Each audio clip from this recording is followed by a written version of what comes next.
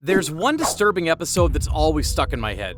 SpongeBob and Patrick skipping work to ride the fishing hooks carnival and gets pulled in the process. It's pretty straightforward. But now that we're older, the episode feels different. Mr. Krabs shows up like a doomsday prophet. SpongeBob and Patrick just can't stop riding the hooks. And SpongeBob's punishment is harsh. Almost as if the episode's wanting to tell us something bigger. So I went back to rewatch it again, but what I found out is shocking, to say the least. And once you see what it really might be about, you'll never watch it the same way again. Immediately, the episode starts with a weird scene, above Bikini Bottom. 3 realistic fishing boats casting lines into the sea, with the French narrator saying, "Fishermen have quite an effect on our undersea friends." Then it cuts to the Krusty Krab, where things are perfectly normal, until Mr. Krabs slams through the doors in distress. They're back, I tell you! He's not subtle in saying it either. He yells about the hooks to everyone's face with a cracking voice, but nobody listens. They all look at him like he's just being dramatic, like old Krabs is finally losing it. Even Squidward ducks into a trash can to avoid the conversation. And this is the first thing that bothers me.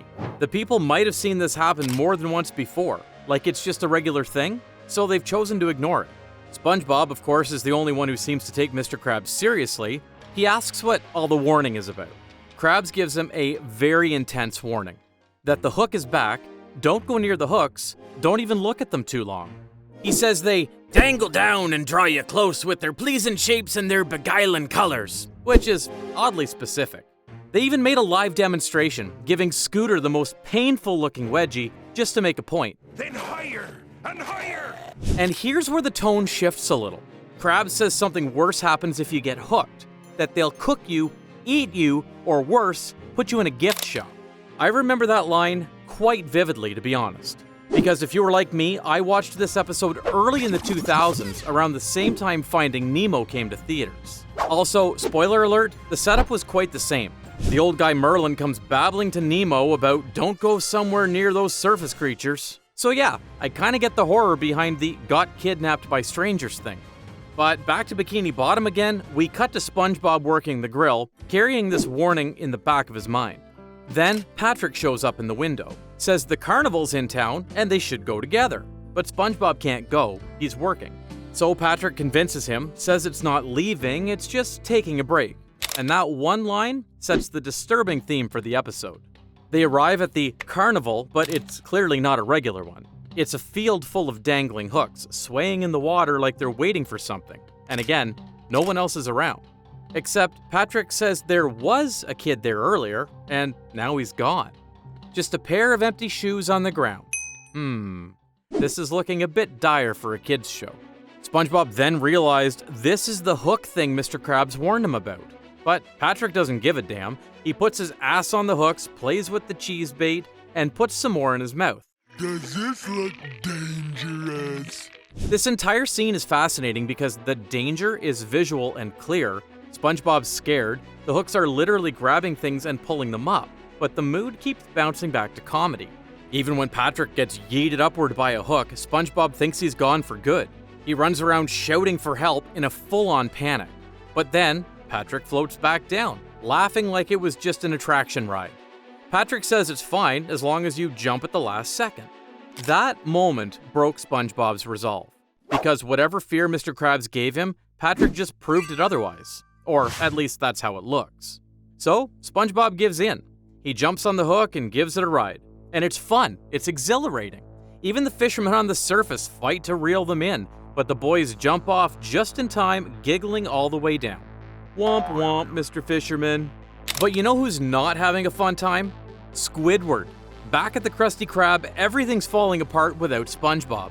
The grill's a disaster, customers are rioting, and Squidward's getting mobbed. Mr. Krabs realizes SpongeBob is gone. He's also mad at the fact that SpongeBob took a break. No one's taken a break at the Krusty Krab since the Chum Famine of '59. He starts tracking SpongeBob with his nose and finds both of them playing with the hook. So Krabs slams into a rock trying to stop them. And when they float back down, Krabs doesn't hug them, he snaps. He tells them what really happens when you go up too far. Apparently the gift shop wasn't the worst fate either. He says you end up vacuum-packed in a can of tuna, with nothing to look forward to but the smell of mayonnaise. Fortunately, both of them apologize. They promise to stop. They even recite a sailor's vow. Yo ho, near the hooks we'll never go. And if the episode ended there, it would just be a funny little cautionary tale. Sadly, it doesn't. Cut to the next day, SpongeBob says he's ready to prove himself. He wants to be loyal and trustworthy to Mr. Krabs. But then Patrick calls him over again. Same field, same hooks. SpongeBob actually resists now. Said that he made a promise. Again, Patrick doesn't care. Says that he had his fingers crossed and Krabs is a dummy. Even goes as far as pulling the choosing friends card. But SpongeBob holds his ground. He actually pushes the hook away, calls it a liar and a deceiver. My boy really learned a lesson. Just kidding. SpongeBob comes down laughing, thinks he's fine, until he turns around and realizes he's actually hooked. In the pants, too. So he panics. He runs to Mr. Krabs for help, but he doesn't come right out and say it. He tries to hide it. Play it casually, pretend it's not a big deal. But it doesn't last long. He finally confesses and shows that he's hooked. It's in there pretty deep. And what happens next is kind of surreal. Mr. Krabs says there's only one thing to do, to take his pants off in front of the girls. It's time for embarrassment, ain't it? Well, SpongeBob did remove his pants, but the hook is still there, because it's also hooked in his underwear. Now, with Pearl and all her friends watching, SpongeBob has to go all the way. Krabs also says it's fine if he couldn't. He's just gonna search for another fry cook and puts up a help wanted sign. But after one final pull from the hook, the underwear snapped. The sign launched SpongeBob back and smacks him into the window of the Krusty Krab, naked. The girls obviously made fun of him. But as one final twist from the episode, turns out it's Squidward who placed the hook all along. It's all a plan with Mr. Krabs to give SpongeBob a lesson. And the final shot is SpongeBob running home, crying, while everyone else is just fine. Or not really. A tuna can gets shipped off to Patrick's house, which contains Patrick in it. That's the end. There's a lot to process here. It's funny and weird, obviously, but watching this episode as a kid, I get the clear message not to play with fire, especially the stuff adults clearly told you not to do. It will only bring disaster.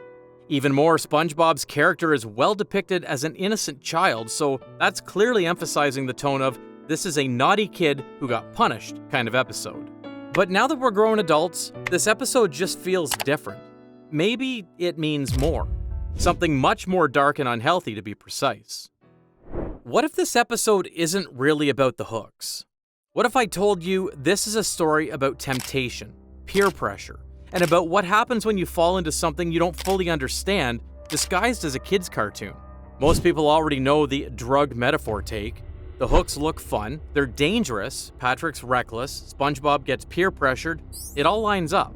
But if that's all we say, it's not really a solved video. So here's another theory I want you to know. Hooky is a snapshot of what SpongeBob used to be back in season 1 when the writers were still brave enough to lean into darker, unsettling ideas before Nickelodeon started to smooth off the edges. And when you rewatch the episode with that in mind, there's certain details that stand out that most people miss. For example, the empty pair of shoes at the carnival. Patrick says there was a kid there earlier, and now they're gone. It's just one quick shot, but the camera lingers on the shoes just long enough for it to register. That's horror movie language. That's the writer quietly saying, this is what happens when you're stupid enough not to learn from somebody else's mistake. Or look at Mr. Krabs' warnings. He doesn't just say, don't touch the hooks. He paints the whole picture, being dragged up, cooked, eaten, or worse, sold in a gift shop. Now, think about it for a second. Being commodified, turned into a product, or sealed in a tuna can with nothing to look forward to but mayonnaise isn't a joke. Oftentimes, someone who has a crippling addiction to drugs would have to lose everything they own and not rarely make themselves into a commodity with nothing to look forward to but mayonnaise.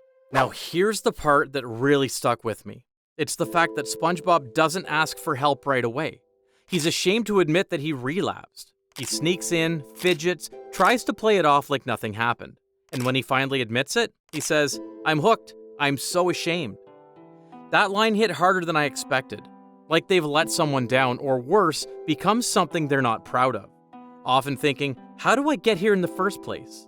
They would also have to suffer being labeled, mocked, even disowned by the people closest to them. That's what makes it disturbing. It's really familiar. But at least he admitted it. He opens up to Krabs and asks for help even though he knows he'll get a good old scolding for that. Now, let's talk about the humiliation itself. SpongeBob gets naked in front of a bunch of girls and runs away crying. It's slapstick. But if we take the metaphor seriously, that scene is the writers showing us the shame cycle. When someone finally admits they've slipped, whether it's drugs, alcohol, gambling, anything like that, you lose privacy and dignity. You lose whatever version of yourself you were trying to protect. It's something you have to do in order to fully recognize the situation you're in, and more, to make a fresh start for the greater good. The way the show frames it, SpongeBob loses everything. Pants, underwear, confidence, and then he gets slammed against the glass like an exhibit. Everyone's calling him SpongeBob Nudie Pants.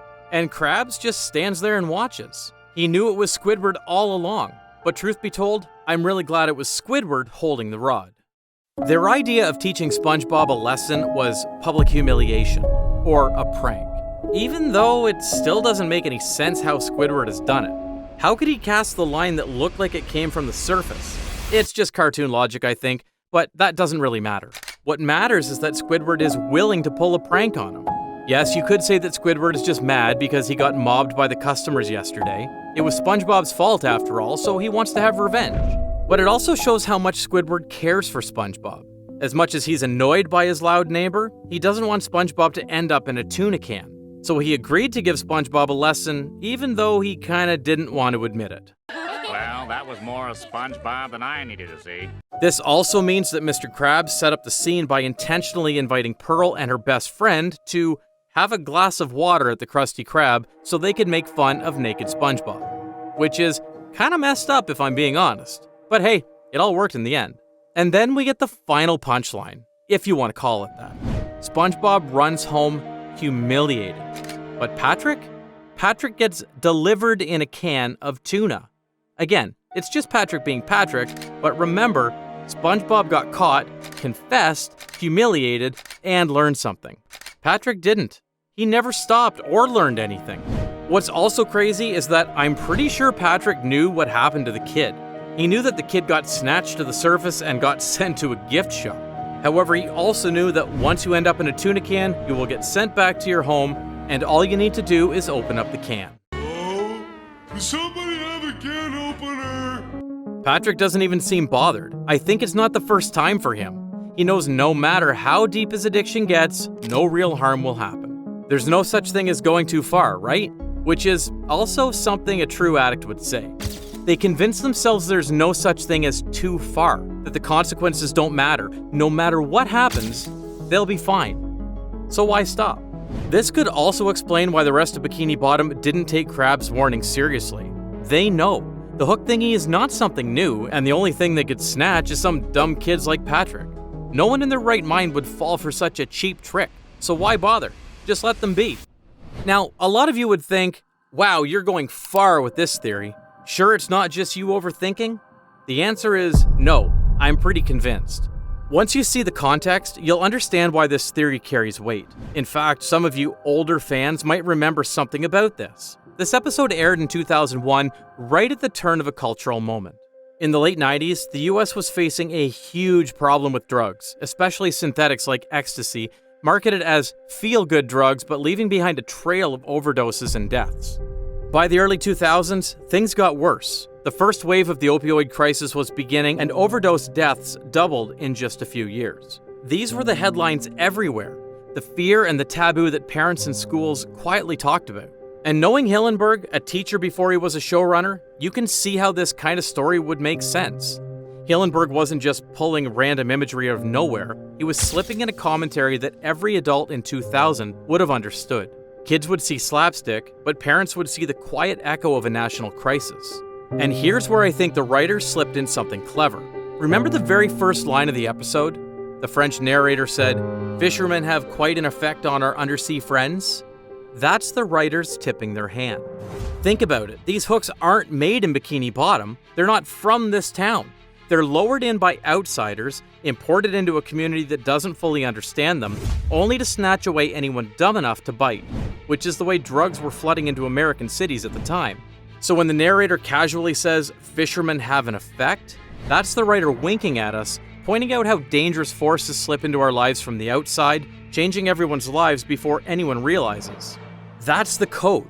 The reason the episode feels so disturbing, so different in tone, is because it's SpongeBob's writers leaving behind a message for educating drugs disguised as silliness. Temptation looks fun, addiction makes it worse, and if you ignore the warnings, the hook will always catch you. That's kind of amazing, huh? At the end of the day, Hooky isn't just a fishing episode. It's a story about temptation, about the pull of bad decisions, and about how hard it is to admit when you've messed up. I'm quite amazed to find out how an episode could serve as two different stories, for kids and adults at the same time. It's a golden episode for a reason. But Hooky isn't the only time they pulled this trick.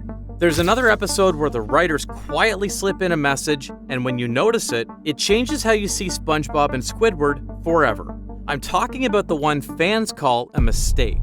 I won't spoil it here because you need to see that breakdown for yourself. But let's just say it makes you wonder whether SpongeBob's world was ever as lighthearted as it seemed. So check that one out if you haven't already. I'll see you in the next dive.